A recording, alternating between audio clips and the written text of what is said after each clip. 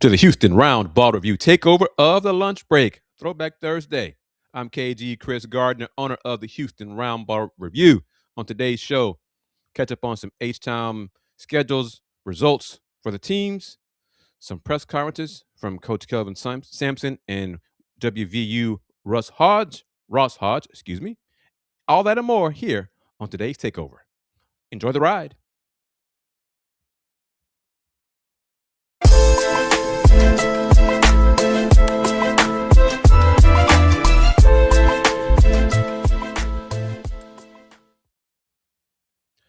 Let's get into it. Yes, it's me, Kris Gardner of the Houston Roundball Review. A lot of info to share with you, info and content here on today's edition of the Takeover on Throwback Thursday, the lunch break, powered by JM&E. I want to thank the sponsors, supporters of the Houston Roundball Review, and looking for more as always. But they are, of course, the African Center of Well-Being. Let's do it this way. I want to thank everybody and have it on the screen so you can see it as well. Bayou Beat, B Elite Basketball, Byron Riley, CPA, Pinto Leon Law Firm, Pruitt's in the Heights, Star Pizza, Tejas Brewery, United Sports and Entertainment, VIP Realty, and the Saxenian family. If you want to join them and get your business listed in the business directory, email advertise@thehrr.com. Once again, advertise at thehrr.com. One more time, advertise at thehrr.com. Before I get into the press conferences featuring Kelvin Sampson and Ross Hodge, I want to catch up, get you caught up on the H-Town teams, how they're doing, how they've done so far this week and over the weekend, and what's coming up for them this weekend. Of course, I always start off with my alma mater first.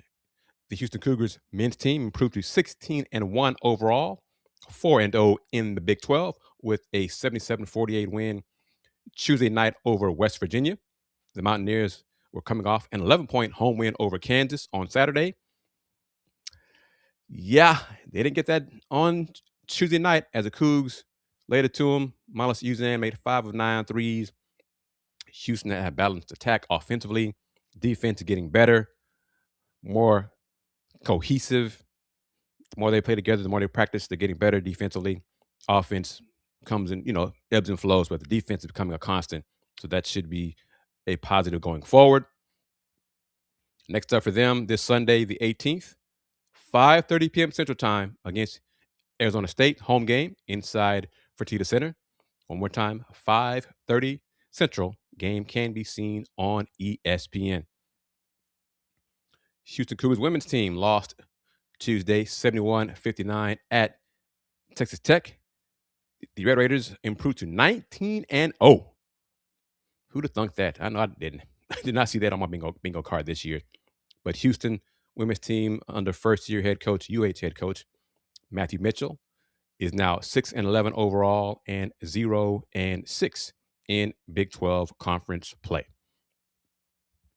Prairie View men improved to 3-1 in the SWAC with a win over Arkansas Pine Bluff. They swept their 2-game homestand.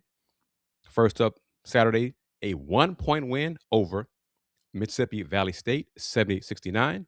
They followed that up on Monday with a 12-point win over Arkansas Pine Bluff. Coach Byron Smith's Panthers are now 8-9 overall and 3-1 in the SWAC. The PV Lady Panthers are 0-4 in the SWAC, 2-13 overall. They lost last Thursday, the 8th, to Arkansas Pine Bluff by 4, 53-49, and then lost 80-73 on Saturday to Mississippi Valley State.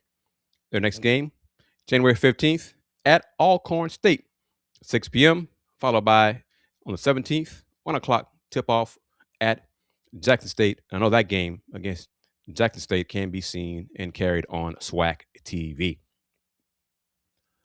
Rice Owls men's basketball improved to 2-3 with an 89-73 road win at UTSA Wednesday. Overall, good team win. Trey Broadnax, graduate senior for the Rice Owls, scored his 23rd straight game of 20 or more points for the Owls. Owls are now 8-10 overall, 2-3 in the American. Their next game is not until January 21st when they host the Temple Owls. That game can be seen on ESPN Plus, tipping at 7 p.m. Women's team, Rice Owls women's team is rolling. They've won 9 in a row after their 20-point win Wednesday night, January 14th, over UAB. Final score, 76-56. The Owls remain in first place in the conference, and they're now 14-3 overall. Next up for them will be this Saturday, January 17th, in Denton, Texas, at North Texas, 2 p.m. tip. I think that game will be on ESPN Plus. Rice, under Coach Edmonds, has not won yet in Denton against the Mean Green. So that will be a bucket list game to see if Coach Edmonds can get her first road win in Denton, lead the Owls over North Texas this Saturday, 2 o'clock tip-off. TSU men, they're struggling in SWAC play. They're 1-3 in SWAC, 3-12 overall. They got their first SWAC win this season on Monday the 12th with an 84-71 win at home inside H&P Arena over Mississippi Valley State. They're going to go on the road, heading to Mississippi this Saturday at Alcorn, 3 o'clock Central tip-off. And then Monday on SWAC TV at Jackson State. That game tips off at 7 p.m. Central. The TSU Lady Tigers are 3-1 in the SWAC after they swept their home games. Last Thursday, they defeated Mississippi Valley State by 10, 72-62, and then followed it up on Saturday afternoon with an 80-57 home win over Arkansas Pine Bluff. Next up for Coach Skeet's Tigers are against other Tigers in the conference on January 15th, 6 p.m. on the road against Jackson State, and then Saturday the 17th at Alcorn State, tipping off at 1 o'clock Central. So that gets you caught up on games in and around the area. UH, Prairie View, Rice, and Texas Southern. As I mentioned, Tuesday night inside the Fertitta Center, the Houston Cougars men's team improved to 4-0 in Big 12 conference play with a 77-48 win over the West Virginia Mountaineers. Going to play post-game press conferences from both head coaches. Well, the Cougs will feature Coach Sampson as well as senior guards Emanuel Sharp and Milos Uzan, but also West Virginia head coach Ross Hodge. Going to play the entirety. This is for me recording, so it's my vantage point. So I want to give you this. Let's do something a little bit different on the takeover as we're in conference play and home games that I'm able to attend, and the press conferences I'm able to attend before doing the Let's Rage Coug shows with the fellas, as well as provide content for you guys here on the takeover on Thursdays. So first things first, the Houston Cougars post-game press conference after the 77-48 win over West Virginia. And you'll hear questions from colleagues Chris Baldwin from Paper City Magazine, the Coug Radio. Yes, Coug Radio is a thing now on campus. They're doing good, bigger and better things covering the team on the radio platform on campus, as well as I think my colleague from the Chronicle, Joseph Duarte, as well, ask a question, and then I ask a couple of questions. One, a question to Milos, and then at the end of the press conference, you hear me ask Coach Kelvin Sampson about Chris Sinak and Chris's defense and whether or not it has improved. But here you go, in its entirety, the Houston Cougars press conference after the Cougs' 77-48 win Tuesday night over West Virginia. Okay, we'll go ahead and get started. Chris, in the middle, please. Kelvin, to hold them to 5 points in the first 15 minutes, what did you see from the way you guys came out? what they're wanting? Well, it always starts with our game plan, what we're trying to take away, and then just our responsibilities. And it's January. We weren't very good at any of that in November. Not much better probably in early December. But our practices have been so much better. But we played, what's our record? How many games we played? 16-1. So we play 17 games. You get better every game, right? Season, you have a bad game. I mean, so are we allowed to have a bad game? I mean, everybody else hasn't. I mean, you get better as you go. But I will say that Coach Hodge and his bunch from West Virginia, that's tough. I've been there. Huge win on Saturday, very emotional. I don't know if their students rushed the court or anything, but that's a big win for anybody beating Kansas, just because it's Kansas. And then have to turn around and Sunday, Monday, get on the plane, come here and play us on a Tuesday night. That's tough. So I'm sure that was a factor. I mean, they got up on top of the mountain Saturday. Then they had to try to get back on top of it again.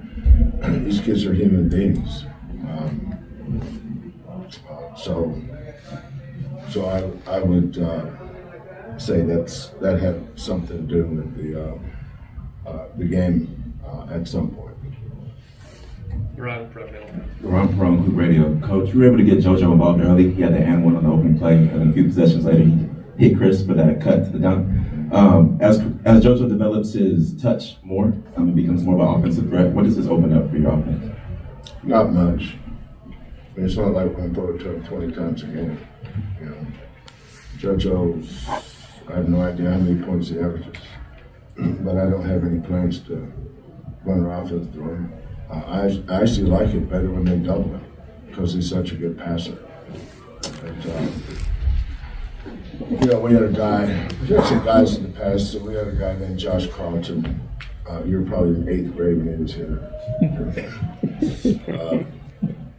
He was a guy that we would play through, but that was his strength. He was a really, really good local scorer. J-Wad last year, he closed out a lot of games for us last year, especially on the road. But JoJo's not near as good as either one of those guys at scoring. But if you've been around here the last 8 or 9 years, I usually start every game off by throwing it inside. Sometimes they score, sometimes they don't. We got Kris, front left, please. Milos, did you do anything differently, shooting motion for him? Was it just confidence? No, I think I just put the same work that I've been putting in every day. And sometimes the ball goes in, sometimes it doesn't. So, I mean, tonight my ball went in. So. Joseph, you got a question? Kelvin, this was number 400 for you here. Feel like it? 12 years, just... At this moment, it does. We're tired right now. But just what you've accomplished, and knowing that, I know the season's ongoing, and this is just one milestone, but the significance of just the longevity and the consistency of what y'all built here. Yeah, but there's, we've had so many good players. Like most programs like ours, you become a little bit of a victim of your own success. I've noticed that when you win a lot of time, you get a lot more people shooting at you. There's no appreciation for it. Whereas some schools that have never won, when they start winning, they're the greatest ever. But that's always been like that. So it doesn't make us any different than anybody else. But the last 4 years, winning 30-plus games, win 20 is a benchmark. Winning 20 is pretty good. going from Conference USA. Even though we were an American, we were still in the Conference USA when I got here, trust me.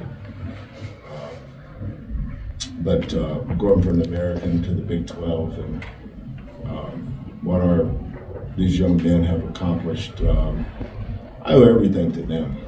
You know, they're the ones that put up with my stuff every day. You know, Milos, I don't really care about Milos's shooting, or if it goes in or not. That's for people that don't know what they're talking about. You know, I just remember last year against Arizona, the Big 12 championship game. How many did you make? Six in that game? Five. How many did you make against Purdue? 6. Yeah, he tends to make them when it counts. So it's a long season. Emanuel, I've been coaching Emanuel 5 years. But our team is getting better, and that's always been what you're after this time of year. Just get better. You know, proud of our young guys, Cenac and Kingston and Isaiah and Chase, all 4 of our freshmen. Now, not very many teams in the top 10 in the country are playing 4 freshmen, and we paid the severance for that early by paying 4 freshmen, because you're not going to look great because you're playing 4 freshmen. But we hung in there with them, let them make their mistakes, and but you know, our practices are tough, they're competitive, they're demanding, there's a high level of accountability, and when they can get through those practices, they put themselves in a position to do well in games. And I do think character matters. You have to be a good person to handle adversity.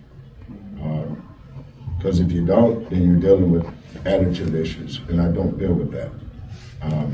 It's the reason why the most impressive statistic here is not our records, 16-1 or 35-5 or Big 12, whatever. We've had 4 kids transfer in 11 years. That's the thing that people can't grasp. We've had 4 kids transfer in 11 years. All you need to know about this program. All right, got a question. Go ahead. This is for Milos and Emanuel. You guys combined for 8 of the 11 made 3-pointers tonight. You guys also scored and assisted off of each other. Can you guys talk about the guard chemistry that you guys have since Milos transferred over about 2 seasons ago? How's it grown with you guys? I would just say, you know, we spend a lot of time around each other during the summer and practices, workouts, and I work out with Los every day. You know, we go at each other in our workouts with the shooting. You know, it's always competitive.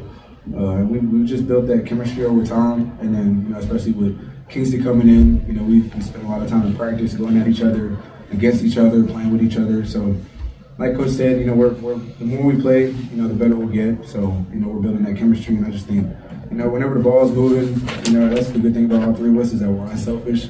So I think, you know, when we're all playing off of each other, that's when we're at our best. Not just us 3, but all 5 of us. You know, when we're all passing, you know, playing off of each other, you know, we're a really good team. Yeah, no, spot on. Thank you, Lois. Go ahead, Chris. Kelvin, for this team to be 16-1 after what you lost, you know, last year, 4 in the Big 12, what do you think when you hear that record? And do you ever allow yourself to appreciate it? Not much. I mean, just go back to the last 9 years. Our record is probably about the same as it is every year, isn't it? What was our record this time last year? It's about the same. About the same. What, the year before, about the same. Every year is about the same, you know. I remember one year we were 16-0, 15-2, 16-1, 17-1. And we've been that a lot that I don't overreact to it. I mean, I know how good this program is, and it's don't take it for granted. It's hard to do what we're doing. It's really hard. But we've got a good formula. Look at our points off turnovers tonight. Look at what our points off turnovers were Saturday in Waco. Look at our points off turnovers was in New Jersey against Arkansas. Those aren't accidents. Look at our second chance points. Look at our second chance point Saturday. We had 23 offensive rebounds. I mean, we give our offensive rebounders lots of opportunities. I have time for one more question. We got Kris in front left. Coach, are you seeing improvement in Kris Senak's defense? Yes. I'm glad you asked that, Kris. It took a while. The reason it took so long to see any improvement whatsoever, he's never played on the perimeter. Think about that. That's a 6'10" kid that's out there guarding 6'6" guys at the three-point line. You know, first of all, he's never played defense, and when he did, it was at the 5. You know, and his defense was an acronym, HYM. You know what that means? Hope you miss. It's about how I would describe his defense, at least what I saw.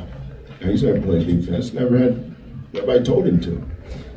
But I told him that and this one I was recruiting, he said he'd like to play the 4.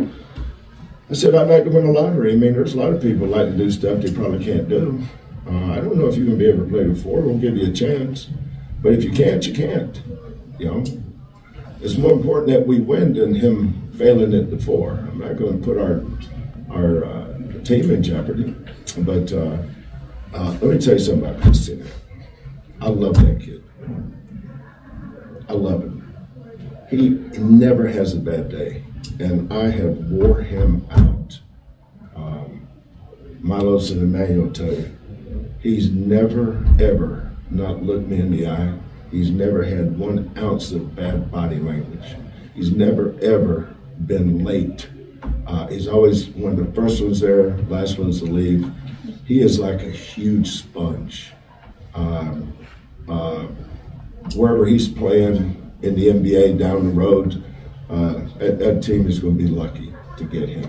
I mean, he is an awesome, awesome young man. And I said that for all 4 of the freshmen. Kingston's still got a long way to go. You know, I'm not in his fan club like most people. Look at Chase tonight. Look at Chase Saturday. Couldn't do that a month ago. Look how much better he's getting. Look at Isaiah. We ran a baseline out of bounds play just for him, and he caught it and finished it. I mean, they're all getting better, and we're giving them a chance to show what they can do. And I give a lot of credit to Ramon, to Emanuel and Milos. They've got great role models that have learned from the other role models. Leadership. We didn't have very good leadership early in the year. But they had to find their voice. They had to figure out how they were going to lead. I remember we lost Jamal. There's always a narrative about our team. Coach, how in the world are you going to replace Quentin Grimes? Coach, how are you going to replace Jarris Walker? How are you going to replace Jamal Shedd? Oh my God, how are we going to replace Sasser? How are you going to replace LJ Cryer and J1 Roberts and Javier Francis? So every year is the same for us. We're always losing key players, and they were a big reason why we won with those guys. But I know Joseph and Kris has heard me say this many times. I've never ever tried to replace a player. I never have. I always focus on how we can make our team better. That's always been my focus. How do we make our team better? And we've always been pretty good at that.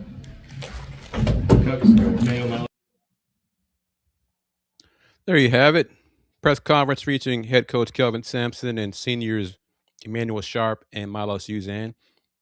And I really enjoyed Coach Sampson's answer to my question regarding Kris Senak's improvement defensively and Kris improving as a player. The guys, seniors, finding their voice as team leaders. That was a process, and it's part of being a team and part of becoming a vocal leader and what you have to do and how to learn to lead your teammates. That takes time. They're 16-1, and they're still getting better, and they still have room for improvement on offense and on defense. More content for you here on today's edition of the Houston Roundball Review Takeover of the Lunch Break, Throwback Thursday style. The Takeover is powered by JM&E. This show is streaming on the Houston Roundball Review YouTube channel, but also on Roku via the BS3 Network. If you have Roku, please download BS3 TV. Download the app, BS3 TV. If not, you can go to bs3network.com or visit bs3tvlive.com.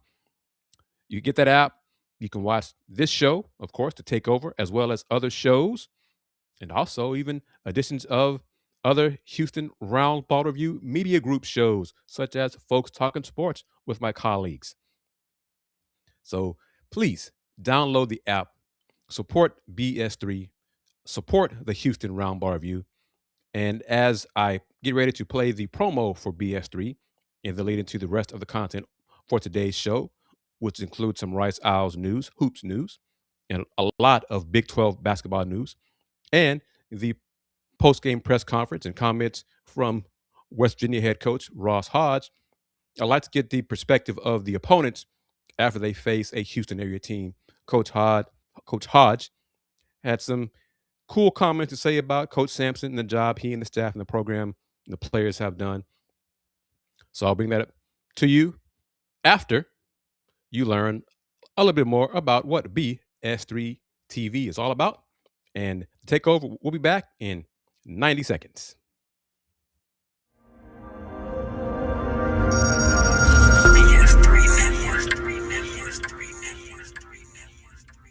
BS3 Network, changing the way you watch TV.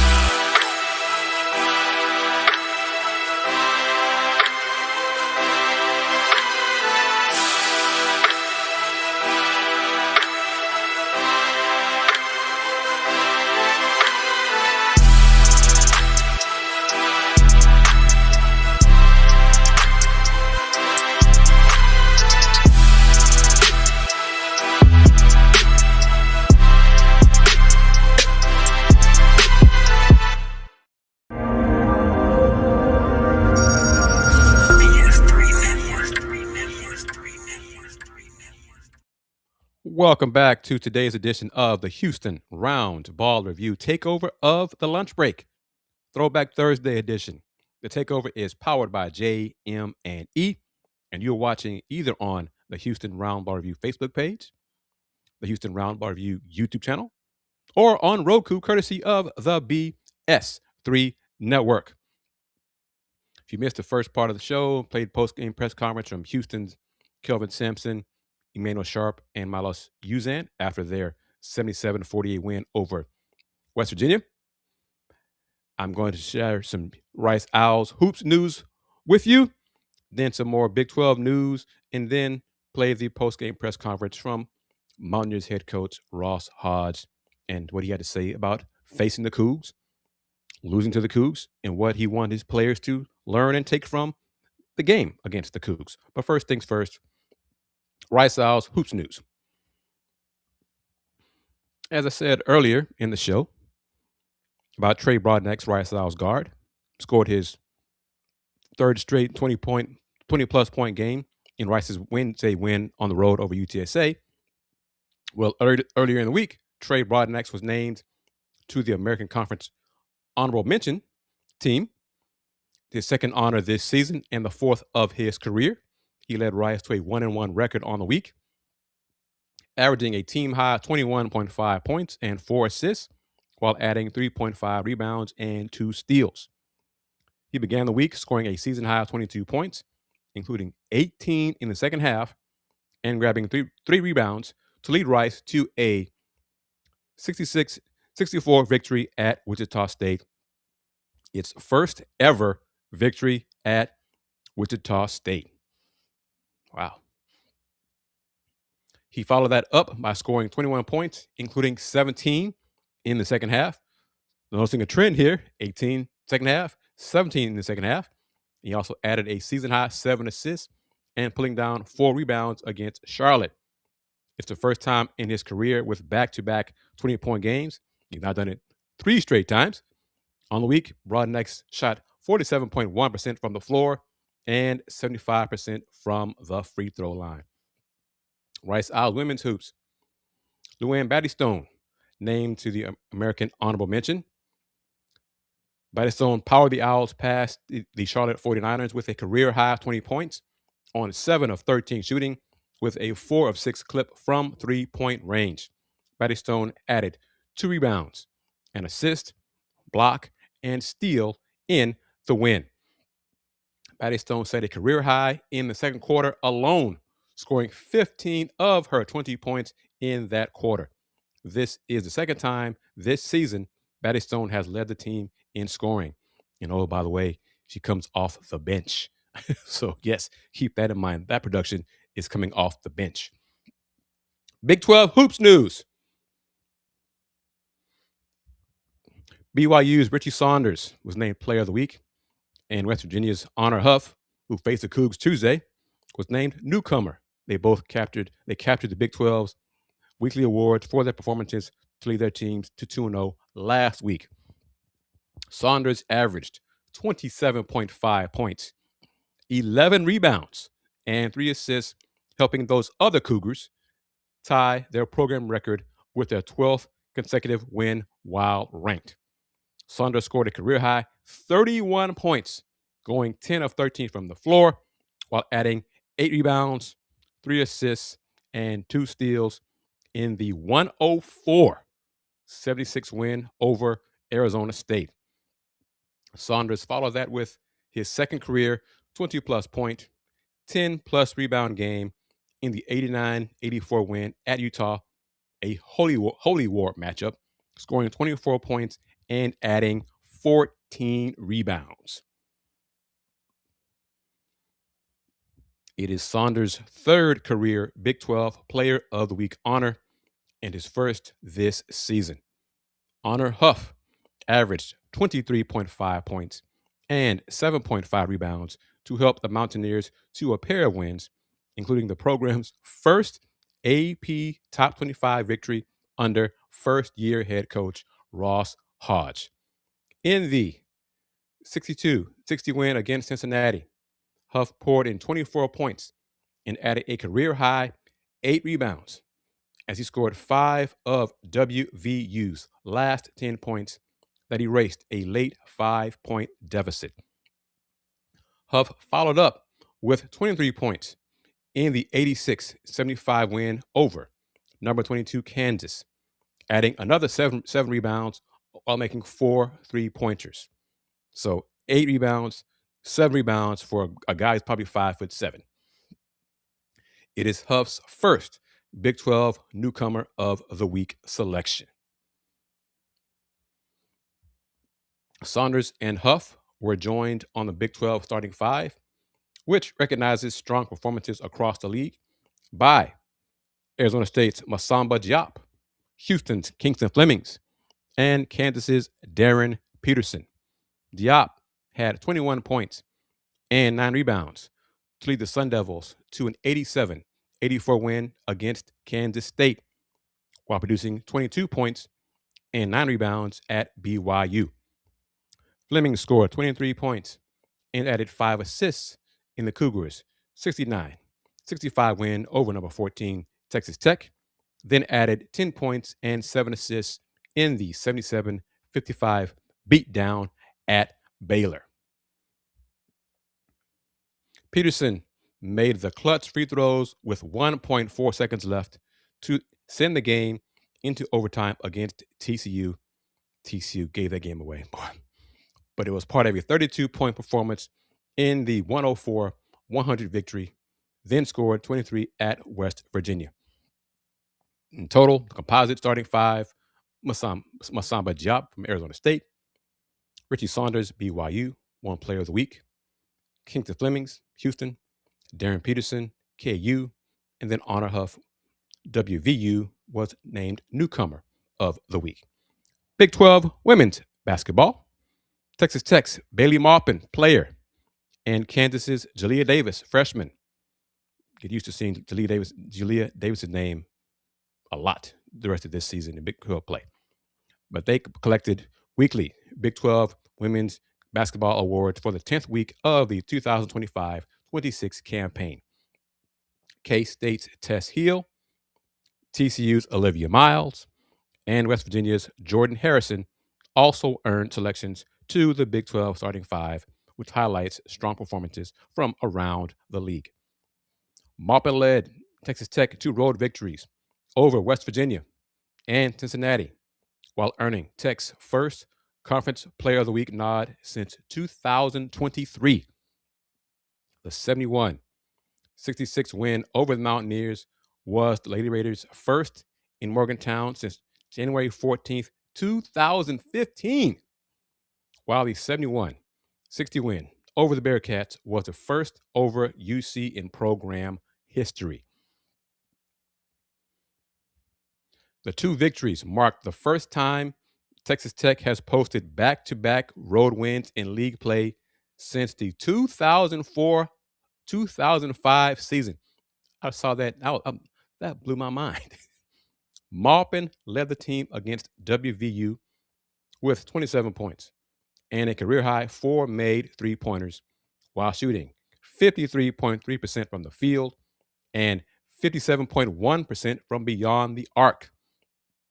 Maupin added 17 points against Cincinnati to total her team-leading 16th double-digit scoring game of the season. Maupin's efforts helped Texas Tech remain as one of 3 unbeaten teams in the country, along with UConn and Vanderbilt, and the only one at 18-0, and they're now 19-0 after Tuesday's home win over Houston. This is her first career Big 12 Player of the Week award and her third career weekly league honor. Jalea Davis extended her streak of 20-plus point games to 4, while averaging 20.5 points per game and 4 rebounds per game for the week, becoming the first player to win Big 12 Freshman of the Week in back-to-back weeks this season. Davis posted 20 points against Utah while shooting 54.5% from the field and 80% from the free throw line. Davis added 21 points against then number 16 Baylor while going 9 of 15. That's 60% from the floor. Tess Hill came off the bench to average 28 points per game while shooting 69% from the field and 85.7% from the foul line. That's why I voted her Player of the Week. Anyway, while setting the K-State record for points in any quarter by scoring 21 against Houston in the fourth quarter. Olivia Miles led all players in points and assists in each of TCU's victories over Oklahoma State and Arizona State, and has finished with at least 15 points and 5 assists in 16 of TCU's 17 contests. Jordan Harrison averaged 20.5 points and 6.5 assists across 2 games while posting 19 points, 8 assists, 7 steals, and 5 rebounds in an 83-70 win over then number 11 Iowa State, handing Iowa State their 3rd straight loss. There you see the Big 12 starting 5. That's wrong. So my apologies there. I didn't fix it, but I'm going to backtrack for you so you can know who it is. Jordan Harrison, Olivia Miles, Tess Hill, Jalea Davis, and Bailey Maupin. This I want to get to. Share this news. Single session tickets on sale now for the Big 12 Women's Tournament. Single session tickets for the 2026 Big 12 Women's Basketball Tournament are now available for purchase at big12sports.com. Prices for single session tickets start at $12, depending on the section and session. Returning from last year, the tournament will again feature best-in-class premium seating offerings, including club access, prime seating locations, complimentary light snacks, and non-alcoholic beverages.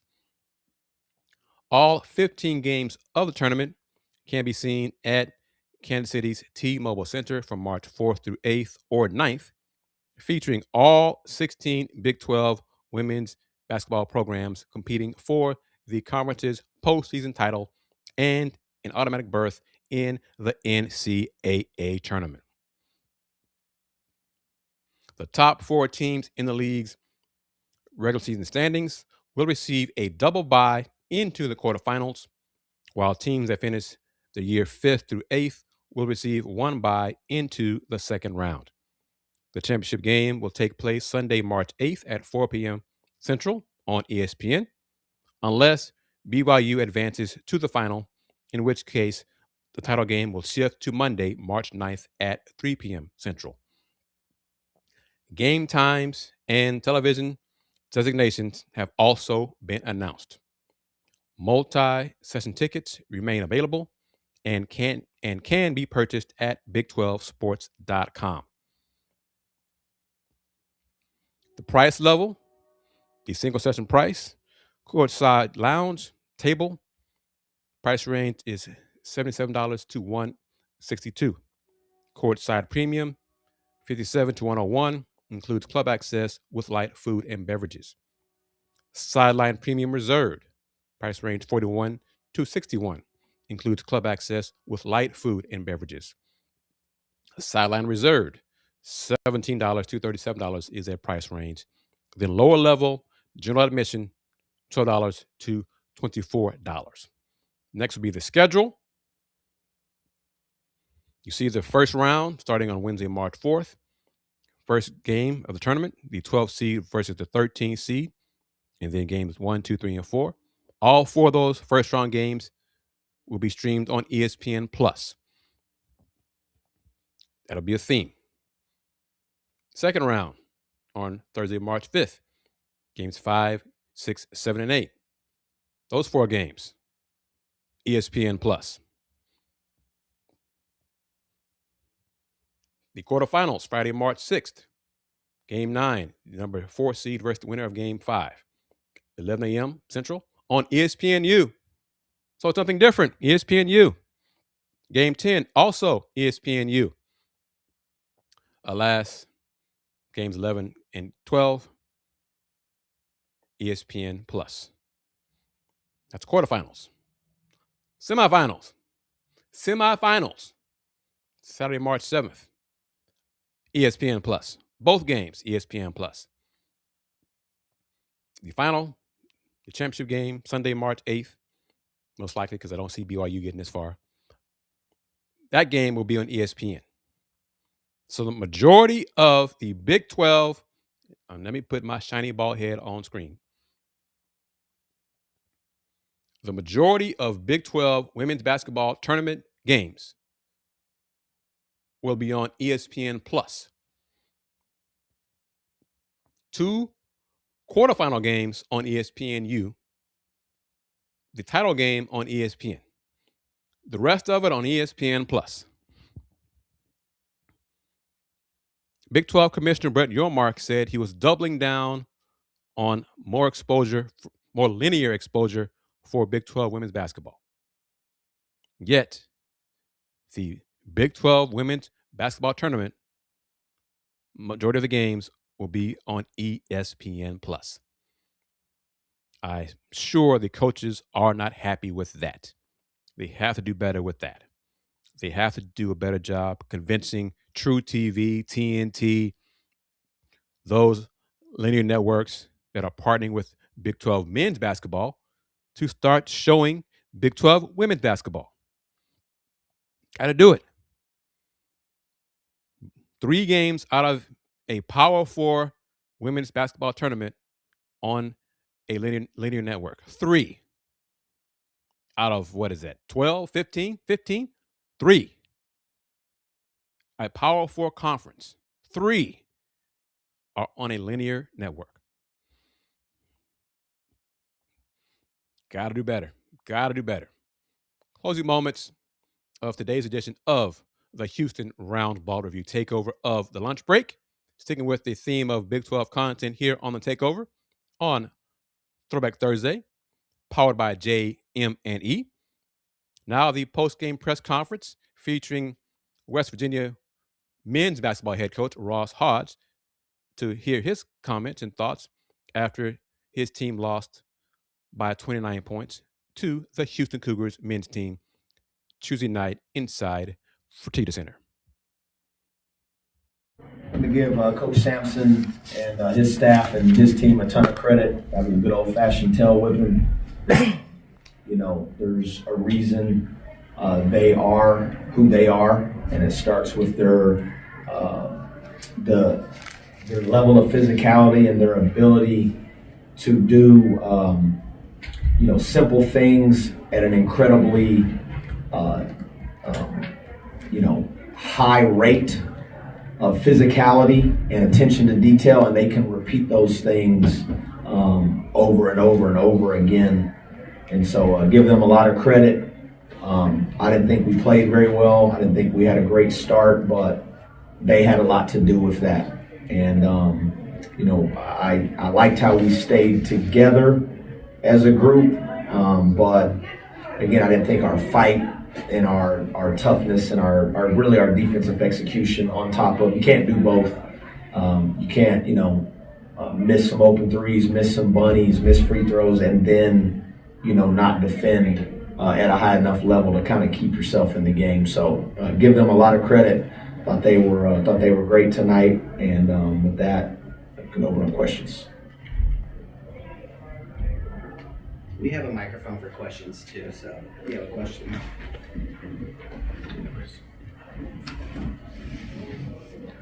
Coach, is what they do difficult to replicate in practice to prepare for it?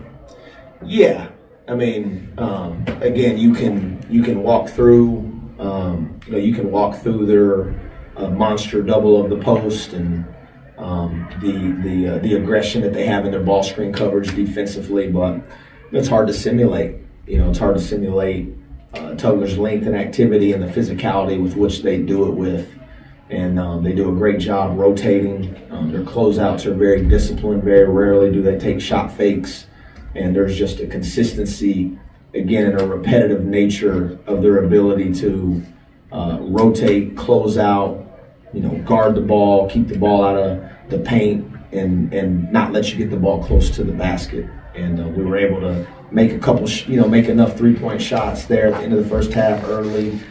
Second half to at least cut it to 12 or 13, but our inability to finish the ball close to the basket, and they have a lot to do with that. Anything else? That start, I think it was 25-5. I mean, how do they limit the shots you guys have been getting and normally getting? Yeah, again, I have to go back and look at it, and again, that's part of what elite defenses do. They make it so hard on you to get quality looks. Then when you do get a couple quality looks, you feel the squeeze and you don't get them to go down. And so I thought during that stretch, we actually were able to turn the corner a couple times and short arm some layups around the basket. You go to the foul line, you miss 2 free throws, and then even Honor had a couple fairly clean looks, in that stretch. And it's, it was 33-18 at the half. If you, make 1 3, make those 2 free throws and make a layup, now it's 33-24, 33-25, and it feels a little different. When you don't get off to the good start, then you kind of start feeling the squeeze. And again, that's what elite defenses do to you, and again, when you do get an open look, you're kind of almost surprised, or you rush it a little bit, and you miss it. So again, you got to give them a lot of credit, their physicality, the intensity, And then, on our end, when you do have a couple of plays to make early to kind of like settle the game and settle everybody into it, you got to make those plays, and we didn't make them. LaRon Perone, Cougar Radio. Coach, Milos had 17 points today and 5 3-pointers. What was the game plan going in today for the guards, and what did you see from Milos today? Yeah, I thought, again, there's a reason, why they are who they are. And those, 3 guards are all very elite players. And they're a handful to keep out of the paint. And then,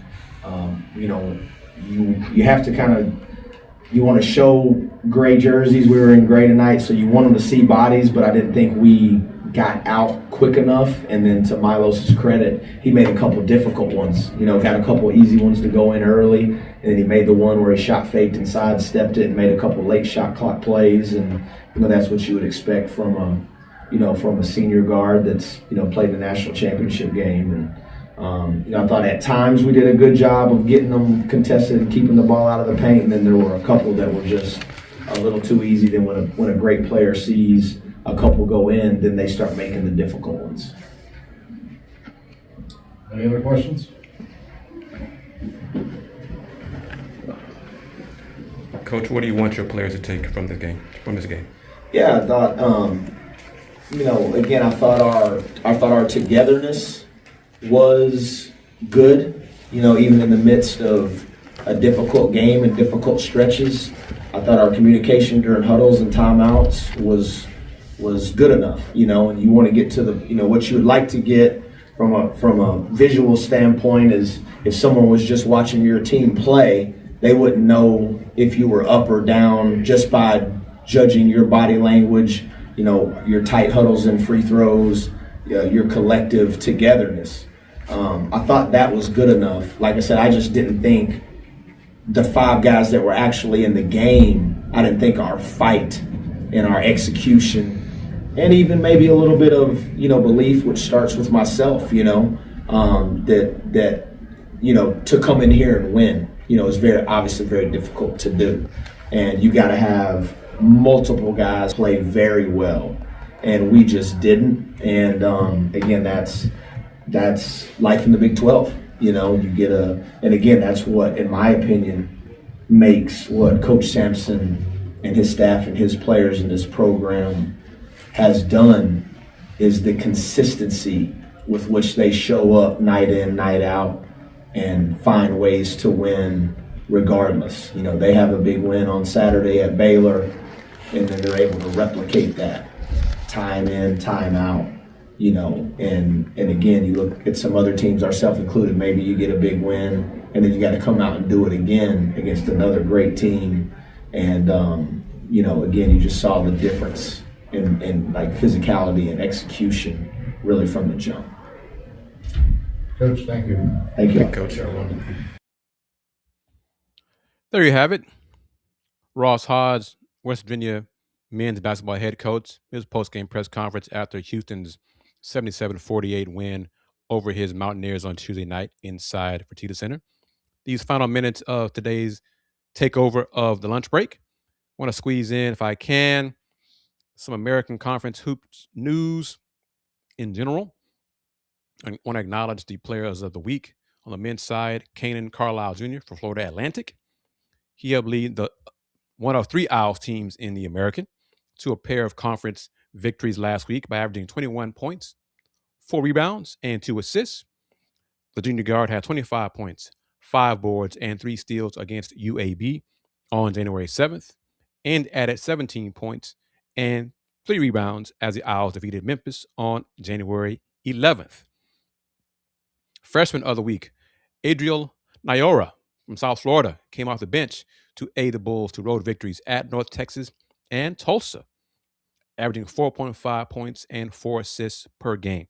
He had 4 points and 3 assists in a 4-point win against the Mean Green on January 7th, and added 5 points and 5 assists against Tulsa on January 10th.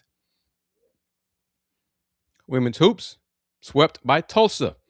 Player of the week, Maddie Cartwright, led Tulsa to a pair of wins on the week, averaging 25.5 points and 4 boards. She helped Tulsa erase a 17-point deficit in the win against Tulane. scoring 20 points in the game before scoring 31 points in the win over Temple. Her teammate Dora Toman, freshman of the week, averaged 10 points, 4.5 assists, 3.5 rebounds, and 2 steals in wins over Tulane and Tulsa. She led the Golden Hurricane in assists in both games. Real quick, SWAC men's basketball honors last week. The SWAC tabbed Jackson State's Dacian Ruffin, Florida A&M's Micah Octave, and PV's Corey Wells for SWAC men's basketball weekly awards. Ruffin averaged 37.5 points and 7.5 assists per game in the 2 road games this past week. He also finished the week averaging 6 rebounds and 2 assists while shooting 44.9% from the floor with a pair of 3-pointers to go along with it. Impact Player of the Week, Micah Octave, averaged 16 points and 8 boards per game while logging nearly 35 minutes per contest this past week. He shot an impressive 55.6% from the floor and 53.6% beyond the arc. Newcomer Corey Wells averaged 17.5 points, 9 rebounds, and 5 assists per game over 2 contests while playing 38 minutes per game. He shot 37% from the field, including 50% from 3-point range and 75% from the free throw line. SWAC Women's Honors Player and Impact Award went to TSU's Jordan Marshall. That's right, Texas Southern's Jordan Marshall was the league's leading scorer during this past week of competition as she helped TSU to wins over Arkansas Pine Bluff and Mississippi Valley State, averaging 22 points per game while shooting 50% from the field. Florida A&M's Tanizir Purifoy won the Newcomer of the Week, averaging 17.5 points per game for FAMU during this past week of competition. She helped lead her team to a 60-57 home win over previously unbeaten Southern. That will do it for today's edition of The Takeover, but not quite. Not quite, because I will continue pushing this, continue urging you, encouraging you, pleading with you to become a member of the Houston Roundball Review YouTube Members Only section. The All League tier is $2.99 per month. The All World tier is $4.99 per month. You receive early access to new videos, access to new posts, information. Members only receive YouTube shorts, videos, etc. So please support the Roundball Review that way by becoming a YouTube member, or buy you some merch. Click on that, scan that QR code. Purchase, get you a Houston Roundball Review mug like this one. If I get in the screen there, well, right there, like that. Hoodies, sweatshirts, or get the Once a Coug merchandise, which is in pants, hoodies, short sleeve shirts, long sleeve shirts, and sweatshirts. So various ways of supporting the Houston Roundball Review. 2026 is off to a good start for the Roundball Review and a good start for Let's Rage Cougs. Here's the mug again. There is it right there. There's the mug right there, right there, right there. So scan that QR code, support the Houston Roundball Review, support the BS3 Network. Thank you for your time. Hope you enjoyed the show. Reminder, the Houston Cougars men's basketball team hosts the Arizona State Sun Devils this Sunday, January 18th, 5:30 p.m. Central Time. Game airing on ESPN. The Let's Rage Cougs post-game show will take place after the game ends. So watch that show here on the Houston Roundball Review YouTube channel. The Houston Cougars women's team plays this Saturday at 1 o'clock. I'll be there for that game. So H-Town Hoops, follow the content, subscribe to the Houston Roundball Review YouTube channel. Thank you for your time. And as always, since 1994, the Houston Roundball Review, local name, global perspective. Take care. Peace.